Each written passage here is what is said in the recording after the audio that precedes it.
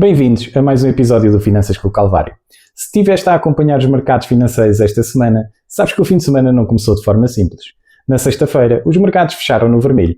S&P 500 caiu 1,5%, Nasdaq caiu 2%, Dow Jones perdeu mais de 400 pontos. É o quarto declínio semanal consecutivo, a pior sequência em mais de um ano. O petróleo ronda os $112 por barril, o valor mais alto desde 2022. Estreito de Hormuz, fechado.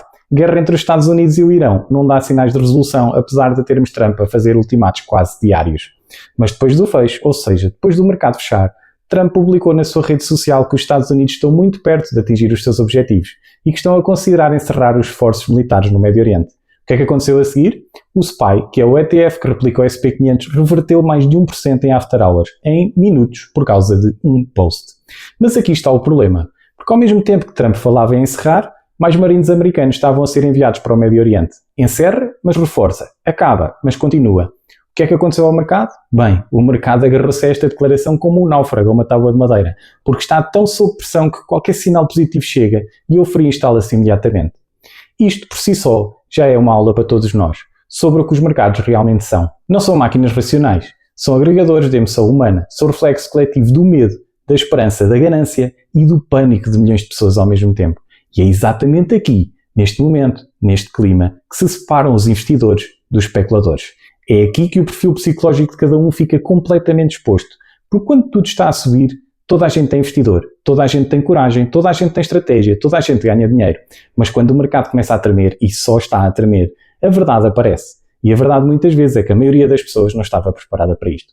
Tal como tu se investes, tal como qualquer outro investidor exposto ao mercado neste momento, também eu tenho posições no vermelho ou a desvalorizar, mas também tenho posições no verde. E é exatamente esse equilíbrio, essa diversificação, essa construção pensada ao longo do tempo que me dá a estabilidade emocional para não entrar em pânico, para continuar e para prosseguir o plano que eu tenho. Não te estou a contar isto para me gabar, nem para fingir que sou imune ao que está a acontecer, pelo contrário. Estou a contar-te isto porque quero que percebas que a calma não vem de não ter perdas. A calma vem de teres uma estratégia suficientemente sólida para as aguentar, sem parares de avançar. Por isso, hoje, e digo hoje com toda a intenção, porque o timing não podia ser mais oportuno, vamos falar sobre o que é preciso teres cá dentro para seres um bom investidor. Não são fórmulas, não são indicadores. Estou a falar do que se passa entre as tuas orelhas, da mentalidade, do perfil psicológico. Porque podes ter acesso às melhores ferramentas, às melhores plataformas e aos melhores ativos e ainda assim destruires o teu património todo se não construires as características certas. E numa semana como esta, isso fica provado em tempo real. Vou falar das 4 características psicológicas que eu considero essenciais para qualquer bom investidor. E no final vais saber se as tens ou se tens trabalho a fazer. Vamos a isso então. A primeira característica é a paciência e a visão de longo prazo que ela traz. Vivemos numa sociedade viciada em resultados imediatos. Queres a entrega no mesmo dia, queres a resposta em segundos, queres os resultados agora. E esse vício de imediatismo é absolutamente letal quando se trata de investir. Deixa-me dar-te um exemplo concreto. Imagina que em março de 2009, no pior momento da crise financeira, quando o mundo inteiro dizia que o capitalismo tinha acabado, investiste 10 mil euros no S&P 500. Toda a gente à tua volta em pânico, os jornais em colapso total. E tu mantiveste, não tocaste, não vendeste, apenas esperaste. Hoje, esses 10 mil euros valeriam mais de 80 mil, 8 vezes mais, e tu não foste gênio nenhum, foste apenas paciente. Warren Buffett, considerado um dos melhores investidores de sempre, fez 90% da sua fortuna depois dos 65 anos. E não foi porque começou tarde, foi porque nunca parou. Comprou a primeira ação aos 11 anos e nunca mais saiu do mercado. A paciência foi a sua maior arma e a única que qualquer um de nós também pode usar. Pergunta-te, és capaz de manter o rumo quando não vês os resultados imediatos? É que se a tua resposta for não, este é o teu primeiro trabalho de casa. A segunda característica é o controle emocional. E aqui falamos dos 2 maiores inimigos de qualquer investidor, o medo e a ganância. Vou-te dar um exemplo. É março de 2020, vem o Covid. Os mercados colapsam 35% em 3 semanas. O teu portfólio está a sangrar. Tudo vermelho. As notícias falam em depressão económica mundial. O teu cunhado liga-te a dizer que vendeu tudo.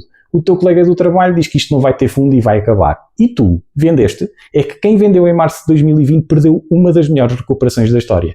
O S&P 500 subiu mais de 100% nos 12 meses a seguir. Quem aguentou dobrou o que tinha. Quem fugiu perdeu o valor. O segundo foi há menos de um ano, em abril de 2025, o chamado Dia da Libertação. Trump anunciou tarifas sobre praticamente todos os parceiros comerciais dos Estados Unidos. O S&P 500 caiu quase 15% em 4 dias. Foram destruídos mais de 5 bilhões de dólares em valor de mercado em 48 horas. a maior queda desde a pandemia. O Nasdaq entrou em mercado bearish. O pânico era total. Sabes o que é que aconteceu depois? Trump recuou, suspendeu as tarifas por 90 dias e o S&P 500 teve o melhor dia desde 2008, numa única sessão. Quem vendeu no pico do pânico ficou de fora dessa recuperação, mais uma vez. E olha que isto não é história antiga, está a acontecer de novo agora como o conflito no Médio Oriente, com o petróleo nos $112, com o Estreito de Hormuz bloqueado. Há pessoas neste momento a vender posições que construíram durante anos porque o mercado caiu algumas semanas seguidas e muito provavelmente vão arrepender-se. Não, eu não tenho uma bola de cristal, mas sei o que a história nos diz, repetidamente, e é que os mercados recuperam. Sempre o fizeram. E quem vendeu no pânico ficou sempre de fora dessa recuperação. A ganância funciona ao contrário, e é o exemplo perfeito do que acabou de acontecer em direto.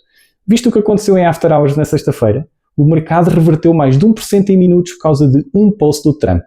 Toda a gente quer apanhar o fundo, toda a gente a querer entrar ao mesmo tempo, sem saber se a declaração é real, se vai acontecer ou se muda alguma coisa no mundo, apenas a reagir. É mesmo comportamento de manada na sua forma mais pura. É a ganância coletiva a funcionar em tempo real. Pensa também no que aconteceu com as criptomoedas em 2021. Bitcoin a $60 mil, toda a gente a falar nisso. O taxista, o vizinho, a tia no jantar de Natal, toda a gente a entrar. E depois o que é que aconteceu a seguir? Caiu 75%. Porque quem entrou por ganância no pico perdeu 3/4 do valor em curto espaço de tempo. O bom investidor sabe que as emoções são informação, não são instruções. Sentes medo? Ótimo, reconhece-o, mas não deixes que ele tome decisões por ti. Sentes ganância? Perfeito, usa isso como um sinal de alerta. Pode ser a altura de abrandar e não de acelerar. A disciplina emocional não é fácil, ninguém nasce com ela, desenvolve-se, treina-se e começa por teres um plano tão sólido que quando as emoções aparecem, sabes exatamente o que é que tens de fazer independentemente do que sentes. A terceira característica é a tolerância ao risco e à incerteza, e esta é a que mais pessoas subestimam, porque confundem o que acham que aguentam com o que realmente aguentam. Eu vou ser muito direto aqui. Há uma diferença enorme entre tu fazeres um questionário de perfil de risco num banco, com perguntas abstratas sobre cenários hipotéticos, e viveres uma queda real com dinheiro real, com o teu dinheiro. Imagina que tens 20 mil euros investidos, o mercado cai 30%. De um dia para o outro, o teu portfólio já só vale 14 mil euros. Desvalorizou 6 mil euros. 6 mil euros que eram reais, que existiam, que podias ter usado para outra coisa qualquer. Nesse momento, o teu cérebro não pensa em médias históricas nem em recuperações passadas. O teu cérebro pensa, isto vai a zero e eu perco tudo. E é por isso que a tolerância ao risco tem que ser testada na realidade e não é no papel. Uma forma prática de perceberes o teu limite real é esta. Pega no valor que tens investido, calcula 30% desse valor e pergunta-te honestamente, será que eu conseguia ver este dinheiro desaparecer temporariamente sem entrar em colapso? Se a tua resposta for não, o teu nível de risco está acima do que deves ter e tens que o ajustar. E depois também há a incerteza, que ainda é mais difícil de gerir do que o risco, porque enquanto o risco tu consegues calculá-lo, a incerteza não tem número. Será que o conflito com o Irão vai terminar esta semana? Será que as tarifas vão ser retiradas? Será que o petróleo vai baixar? Ninguém sabe. Absolutamente ninguém. E quem te diz que sabe está a vender-te alguma coisa.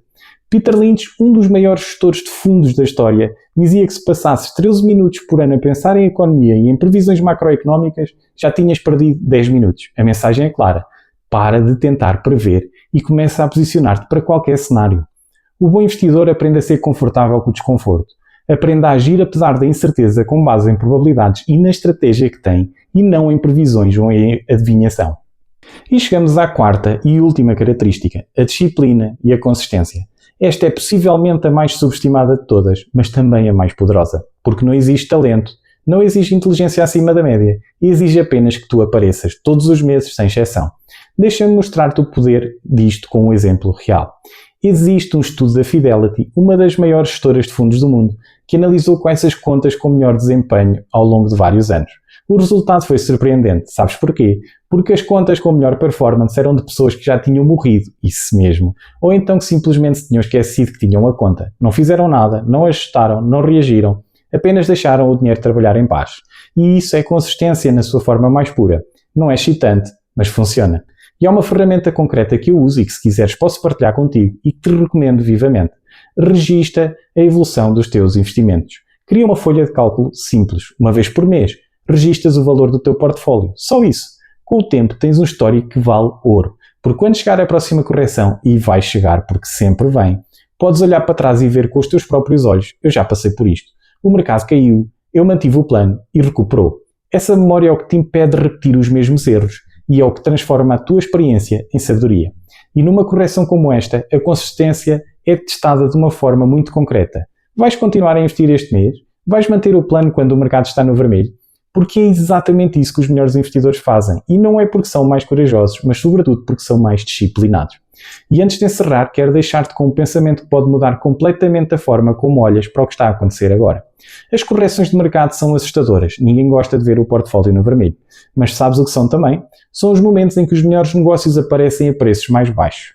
Pensa assim. A tua marca favorita de roupa tem uma liquidação de 30%. O que é que tu fazes? Compras mais ou deixas passar porque os preços estão a cair e isso é mau sinal? A resposta parece-me óbvia. Então porquê que quando as ações das melhores empresas do mundo ficam 30% mais baratas, a maioria das pessoas foge em vez de comprar mais? É que já vimos isto acontecer 2 vezes nos últimos 5 anos. Quem comprou durante o pânico do Covid em março de 2020 dobrou o dinheiro em menos de um ano. Quem comprou em mínimos de abril de 2025, com o caos das tarifas, viu o mercado recuperar mais de 45% desde esse fundo. 2 correções, 2 momentos de pânico, 2 oportunidades enormes para quem manteve a cabeça fria. Este pode ser o terceiro. Eu não sei se vai ser, mas sei que quem tiver liquidez disponível, fundo de emergência constituído e plano definido, está numa posição que a maioria das pessoas não está. Não o deixes passar por medo.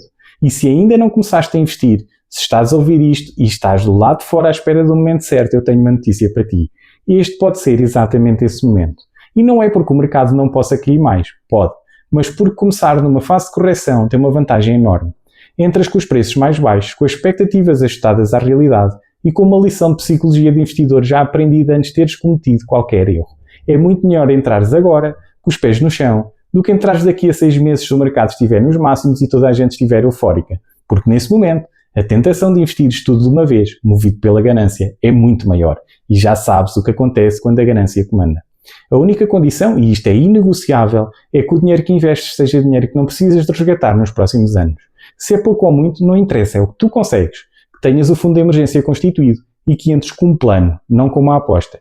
Tens essas 3 coisas, não há razão para esperar. Então, vamos recapitular. As 4 características psicológicas do bom investidor são paciência e visão de longo prazo, controle emocional face ao medo e à ganância, tolerância real ao risco e à incerteza e disciplina e consistência ao longo do tempo. Nenhuma delas é inata, todas se desenvolvem, todas se treinam e todas começam com uma coisa muito simples, consciência. Saberes onde estás, o que precisas de trabalhar e comprometer-te a fazê-lo.